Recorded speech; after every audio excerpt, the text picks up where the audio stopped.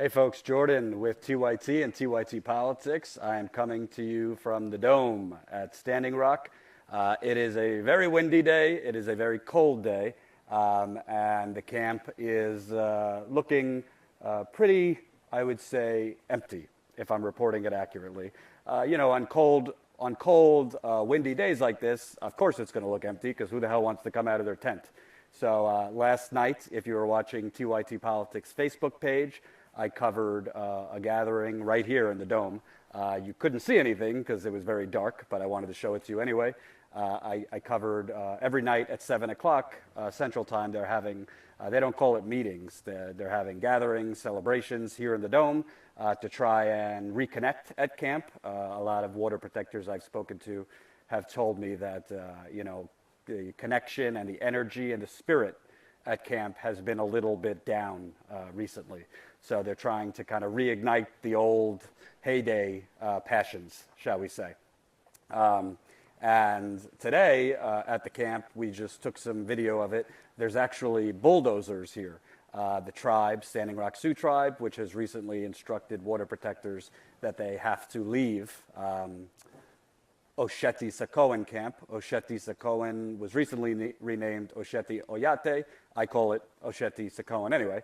But they have told water protectors they need to leave. So as part of that, they have bulldozers coming in. These are Native Americans driving the bulldozers, and they're pretty much clearing up snow. They are clearing up garbage, probably going to be taking out some of the tents and other things that were left. A lot of people came here with summer tents, and in the flurry to get out of the camp during the December blizzard, which was a very, very dangerous blizzard, they didn't have time, so they left their stuff.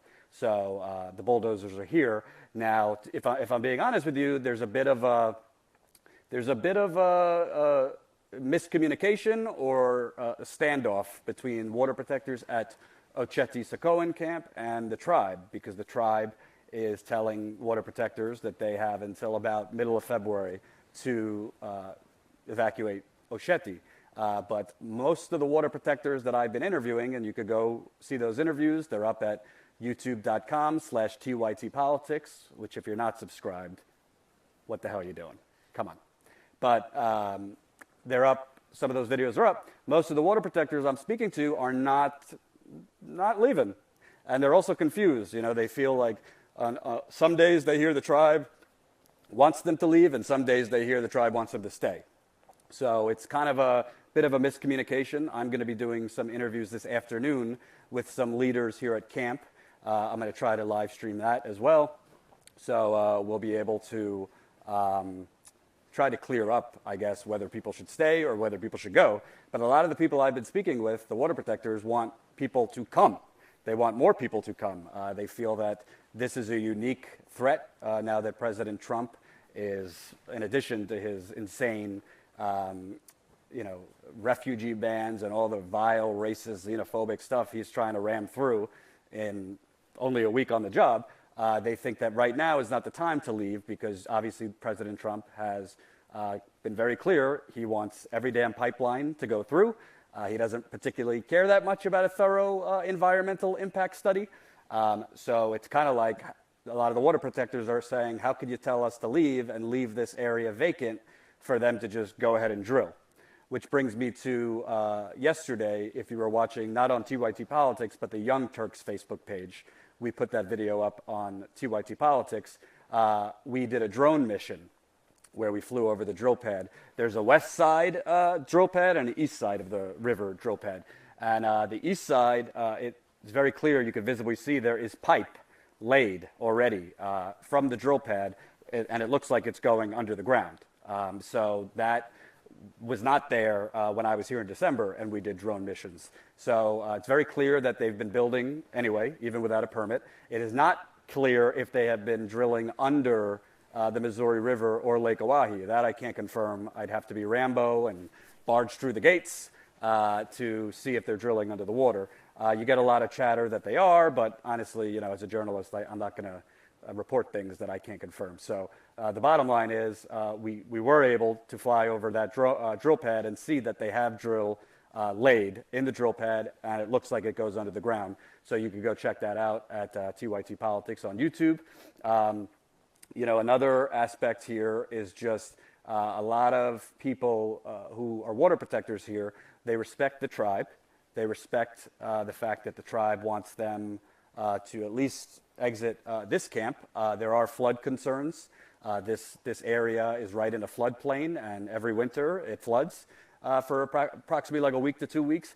But a lot of them that I've spoken with have said, like, listen, we gave up our jobs, we gave up our homes, we gave up our lives to be here. And they respect the tribe, but at the same time, I've heard from many of them, we're not leaving until the black snake is dead. That's what, the black snake is DAPL. And they're walking a fine line. They don't want to disrespect the tribe or disobey orders, but at the same time, they view this as much bigger than just one tribe. This is about water for everybody. This is about the fight against these greedy oil companies. So it remains to be seen whether, when the time comes and the tribe says you have to leave, like now, whether there's a resistance to that, we'll see. But you'll see in the videos and the interviews I've done, there's definitely water protectors who do not plan on leaving. Other stuff going on, I am going later in the day to interview one of the legal department here at Standing Rock. I'm going to interview her because obviously I've been covering, there's dozens and dozens of cases that many of them are going through jury trials as early as this month for ridiculous charges that Morton County and the North Dakota government has been trying to railroad water protectors. I interviewed a gentleman named Brennan Nastasio who is being charged with terrorism for literally calmly trying to get a DAPL worker to put down his AR-15 that he was waving around near camp. This gentleman, a Native American, is being charged with terrorism.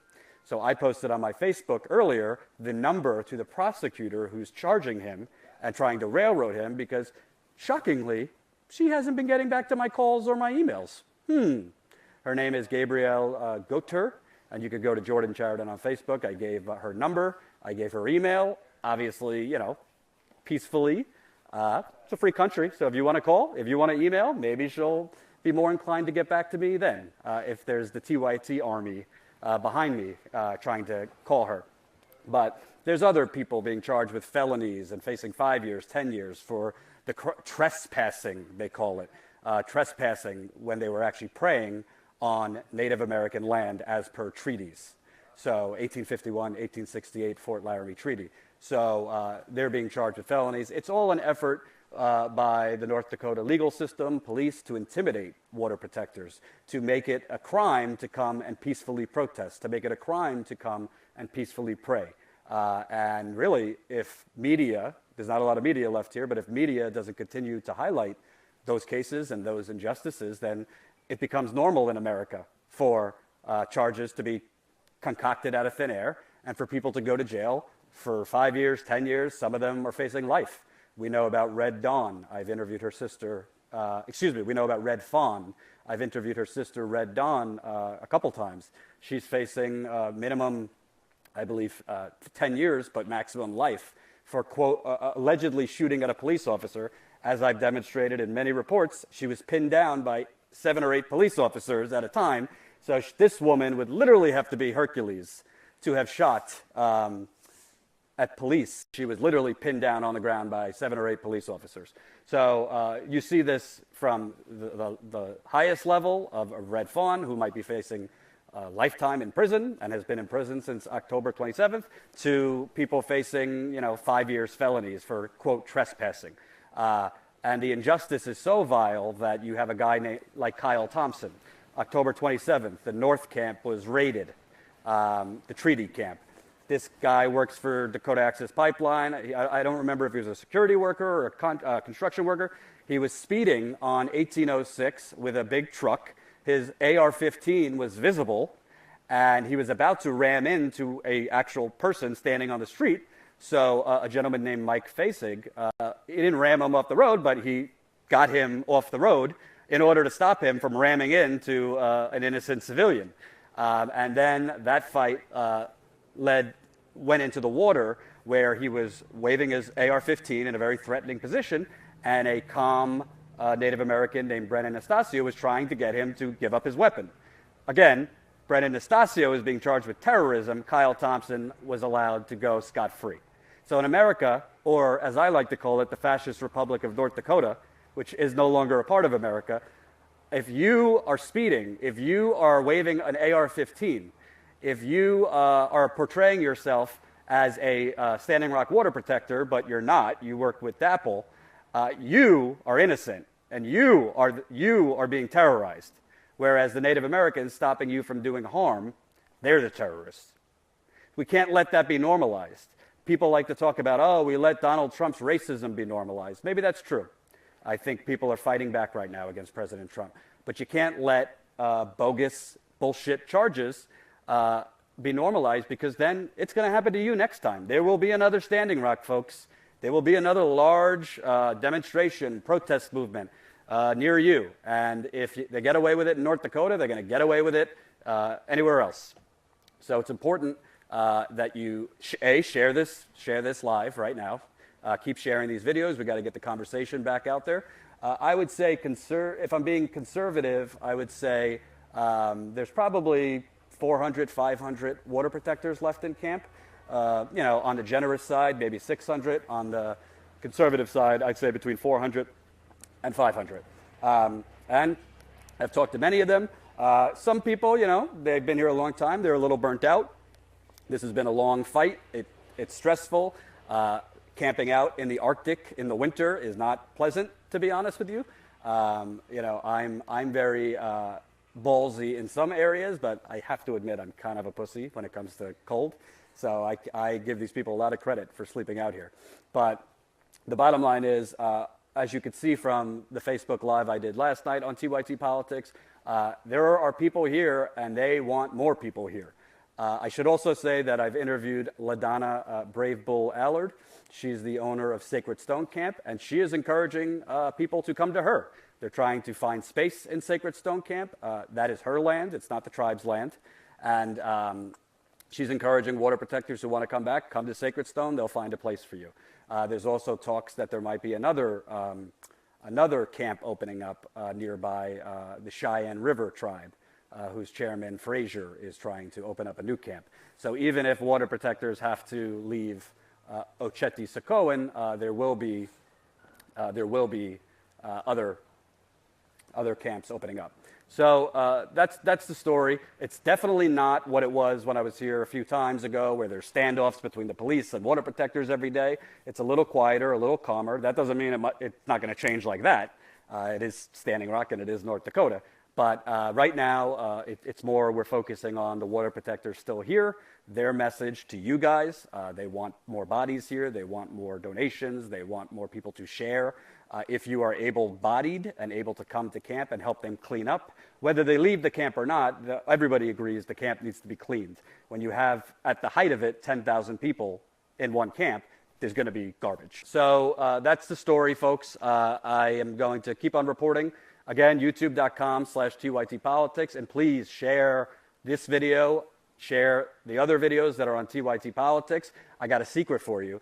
We make money off of YouTube videos, not Facebook videos. So if you watch the YouTube videos, I would be honored and very happy.